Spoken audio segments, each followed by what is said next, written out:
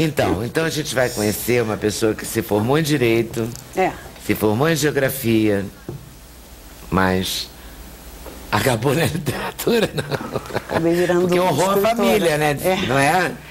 Você negou a família, ela falou, não, eu não tenho esse talento que eles têm. Eu fui deixando. Vamos explicar essa família, porque o avô, não, tio-avô. Tio-avô escrevia para teatro de revista, isso em 1930. Nessa época, teatro de revista é antes do Teatro Rebolado. Era um teatro mais crítico que o Teatro Rebolado. Porque o Teatro Rebolado era botar aquelas moças bonitas, né? Luxo. E o teatro de revista tinha um tom mais crítico, né? Até ao governo. Crítica política. Exatamente, né? O Rebolado veio depois. E o meu tio-avô tinha uma particularidade de que ele era general. Ele levava uma vida dupla. Ele era general. Já tive, que maravilha. Você precisa escrever um livro sobre ele. Pode ser, uma ideia. Não é? Porque é uma figuraça, só pode ser uma figura. Exatamente. Ele era general, ele tinha essa vida dupla. De manhã ele trabalhava, acorda cedo. Em revista Tropa e depois em revista. Ele ia para os teatros lá.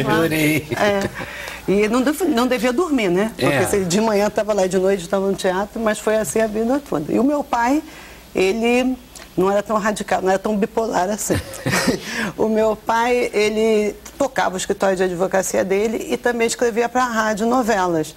Ele tinha, na época, era a Rádio Meirinck Veiga, que não existe mais, e era um programa que se chamava No Tribunal da História. Então, contava situações. Então, eu convivi com essa vida, não do meu tio-avô, mas do meu pai, sim. Né? Essa vida que ele também levava muita literatura. Na minha casa sempre teve muito livro. E, ao mesmo tempo que ele levava o escritório de advocacia, o direito, fazia toda essa parte da rádio. Eu gostei, eu acho que veio um pouquinho para mim. Para você e eu também, fiquei esperando um momento. E você trabalha como advogada? Eu trabalho como advogada. Eu trabalho num órgão público e eu também trabalho, meu marido tem um escritório de advocacia e de vez em quando ele me explora também, e aí eu trabalho também para ele. Vou, sabe como é? Então só a geografia que está assim meio de lado? A geografia está de lado, só serve para descrever situações geográficas, como no livro, que passa no Brasil, passa nos Estados Unidos, passa na Argentina. Aqui está o livro. E o livro? Pois é, o livro, aconteceu uma situação que eu tive um insight, a ideia central do livro, ela surgiu quando eu estava voltando para casa de metrô, do centro para Copacabana, onde eu moro, né? Então, naquele horário que eu estava indo embora, as pessoas são sempre as mesmas, pode variar um outro, mas está todo mundo cansado, já passou aquele dia ali esperando no relógio para chegar em casa. E aí me deu uma ideia, falei assim, meu Deus, mas que tempo inútil, né? O metrô não dá nem para olhar para a janela, não tem nada. A gente perde 40 minutos de ida, 40 minutos de volta, e é uma inutilidade total. Não seria bom se a gente pudesse economizar esse tempo, para depois viver ele num outro momento mais prazeroso? Se a gente pudesse guardar esse tempo para viver numa outra oportunidade que a gente curtisse, né? Não ali, trancadinho.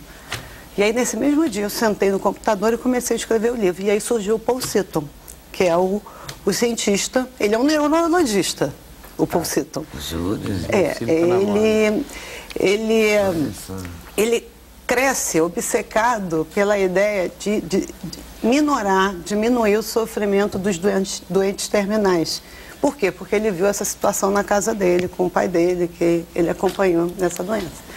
Então, ele se forma, graças à dedicação dele, ele é convidado a gerenciar uma equipe de pesquisa nos Estados Unidos, e ele desenvolve um método que realmente consegue diminuir essa dor,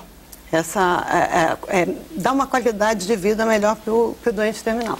Mas ocorre que, paralelamente a isso, ele verifica que essa mesma tecnologia, se empregada em pessoas saudáveis, ela propicia o prolongamento da vida.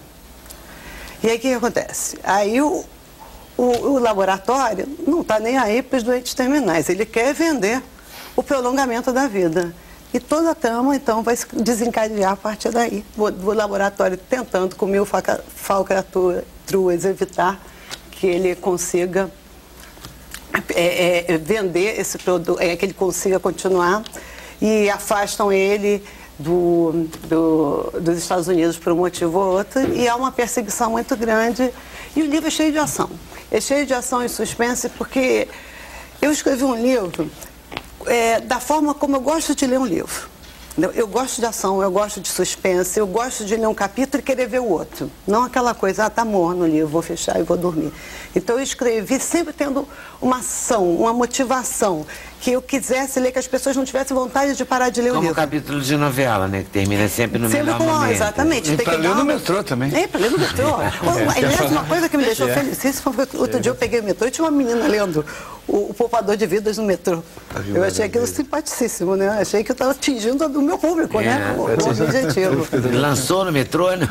Não, no metrô. É uma boa ideia. Podia lançar. Era uma ideia. Vai lá, a batalha é essa que faz.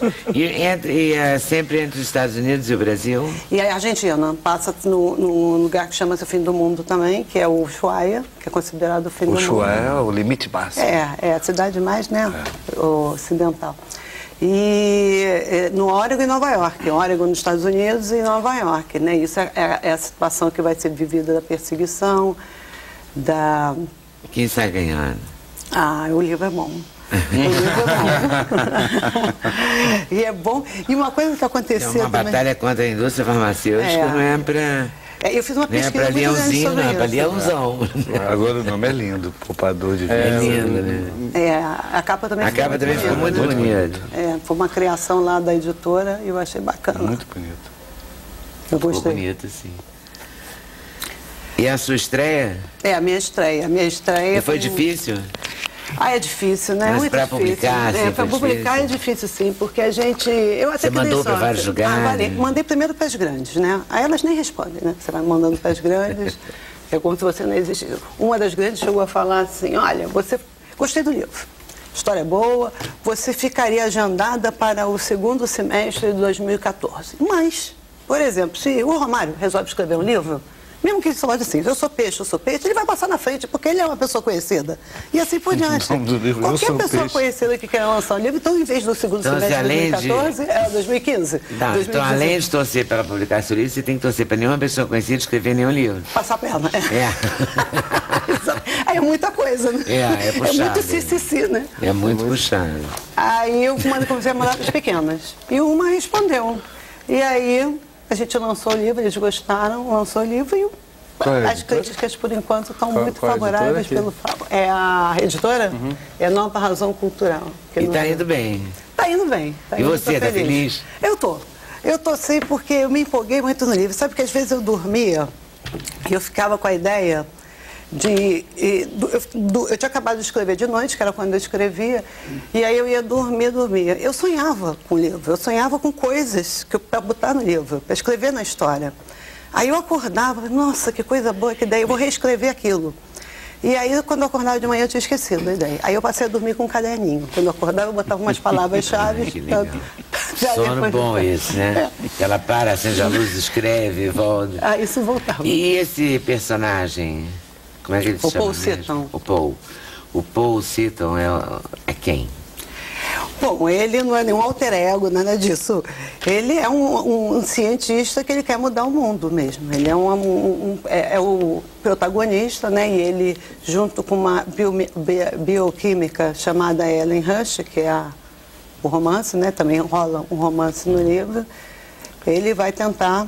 Rola uma bioquímica, né? Rola uma boa bioquímica. Ele vai tentar implementar de que os doentes terminais não sofram mais. E o livro, ele passa por situações assim, muito surreais, porque eu não quero contar, mas assim, eu quero contar o seguinte, porque senão perde a graça toda, né? Mas ele passa por situações em que a violência, a tentativa de estupro... Mas o remédio que ele inventa, quer dizer, seria o remédio é muito parecido com... Ele inibe envelhecimento? É uma tecnologia. Seria até parecido quando vocês têm estimulação elétrica, no caso da epilepsia, que vocês têm estimulação elétrica ali no nervo, né, no nervo vago, né, no cérebro. Isso, existe. Então, seria exatamente isso. É um dispositivo que seria acoplado ao cérebro e a pessoa, quando não queria viver aquele momento, ela simplesmente se desligava. E aí economizava a vida. Por exemplo, está no metrô. Nossa, que barato isso. Sabe o seguinte? Gostei da ideia. Sabe que vai demorar 40 minutos para chegar lá. né, do destino. Tá aqui, então sabe que tem 40 minutos que não vai fazer nada. Então o que a pessoa faria? Ela pegava e desligava aquele tempo e marcava daqui a 4 minutos, ficava como se estivesse hibernando. Daqui a 40 minutos eu acordo e economizo parte desse tempo, porque o metabolismo abaixava, ela ficava existindo com o mínimo possível de esforço do organismo para viver depois. Mas aí o que acontece? O que acontece, entre vários outros efeitos, que tudo vai ter um efeito colateral, né? É que as pessoas começam a perder o interesse pela vida atual, pela vida presente, pensando sempre em viver no futuro. Você vive em vendas. Entendeu?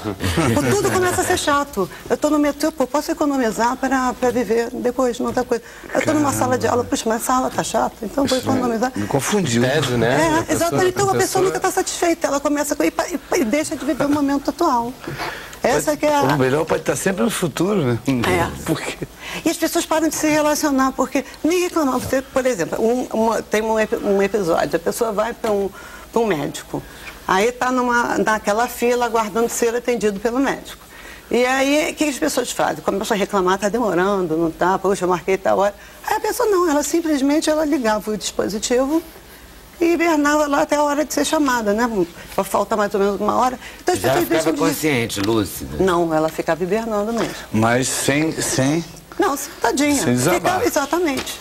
Sentadinha, mas aí tinha assim. tipo um despertador. E aí ela botava 10 timer, né? É bom também para fila de restaurante domingo, né? Somente alguns despesas. Quanto tempo? De 40 a 50 minutos. Aí você desliga 40, já ganhou 40. Imagina a família toda hibernando. Sei lá. Quero um caldinho, senhor. Mas o que aconteceu é que as pessoas pararam de se conversar, né? De se falarem, de reclamar. Até o fim estavam economizando. Tudo economizando. Aí iam ter se isso fosse possível, teriam certamente os sovinas, que economizariam tudo. Tudo. Pois tudo. Menos comida. E ia levando, iam viver 5 séculos, 3 séculos. É verdade. Não é? Porque ia economizando, uma pessoa muito econômica. Não chegava a ter... Escolher onde a economia de tempo ali tinha 30%, chegava ao máximo 30% da vida que você teria. Um sujeito que quer viver, sei lá, 80 anos, ele poderia viver 30 anos. Exatamente. Tá. E aí tem outro problema, que foi o problema dos planos de previdência, que está aí, porque eles não estavam acostumados a isso, né? O sujeito... Como é que de repente eles já estão reclamando agora, né? Pois e o sujeito que vive 80 vai viver 120? Você imagina? E contribuiu só em cima de 60? No tempo de Luísa, Vulcão, não a Luísa do Canadá, a Luísa daqui mesmo, o tempo ia ser uma situação, não é? Exato. Porque você ia arranjar uma briga grande, né? Com a empresa farmacêutica, com o plano de saúde. Isso, com o governo. Com o governo, com a economia em geral. Mas vale a gente fazer esse exercício, né? Bom. E ela gostou, portanto. Não, eu gostei, me diverti. Se divertiu também. Ok, volto aí daqui a pouquinho, tá? Queria falar de Cazuza, um dos maiores poetas do rock brasileiro.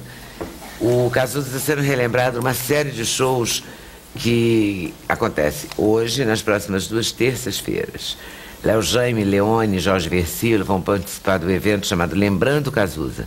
É no Teatro Fashion Mall, no Rio de Janeiro, em São Conrado, às 8h30 da noite, com a renda revertida para a Sociedade Viva Cazuza. Intervalo, voltamos já já.